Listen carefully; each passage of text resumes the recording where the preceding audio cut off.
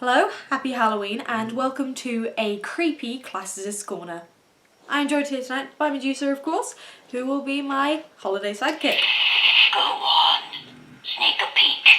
It won't hurt for long. And as you can tell by Medusa here, the ancient Greeks and Romans loved their scary things, from their monsters to ghosts and spirits and witches and terrifying things both in and coming out of the underworld.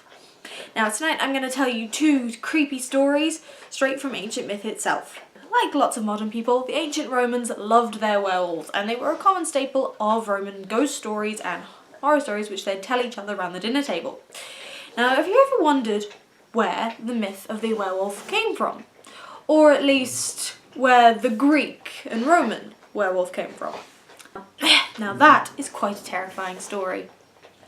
It was a dark night, as often these stories begin, and the king of Lycaea, called Lycaon, was having a party.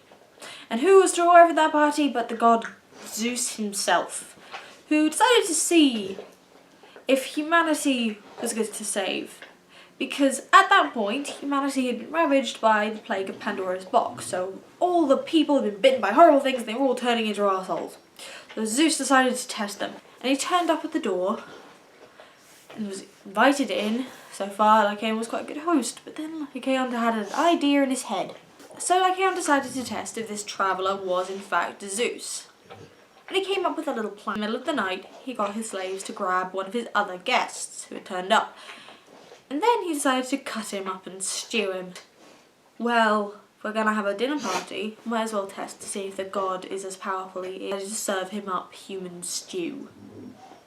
Zeus, of course, instantly recognised the horrible thing Lycaon had done and thought, no, humanity isn't worth saving at this point. Let's just kill them all. There's another story there about Zeus flooding everyone. So he decided to punish Lycaon. A great storm raged in the castle that night. Howling winds and howling people as Lycaon was slowly turned into a wolf from the inside out. His voice turning into guttural growls. Teeth fell from his head and his fangs grew in their place and fur sprouted as his limbs broke and turned into paws. Him and his living sons transformed into the wolf where their descendants would carry the burden of that curse forever. Well, at least that's Lycaon. Now, Lycaon, that particular story can be found in Ovid's Metamorphoses book 1. And there are full of other creepy stories as well. Now in Roman times, various stories of werewolves didn't go away. One very significant source of these stories is in the Satyricon by Petronius, where a bunch of rich friends are talking around a dinner table about their various experiences, and one decided to tell a story.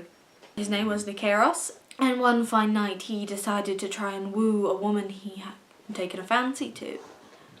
So he decided to walk with his good friend, a soldier who had been staying with him, out of town to her villa.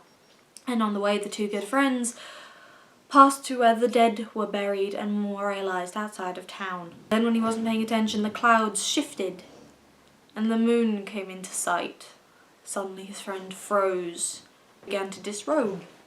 In shock, Nicaros could just stand there, not sure what to do, and then his friend changed. Morphed inside out into a giant, wild-looking wolf, let out a bellowing howl and ran into the woods.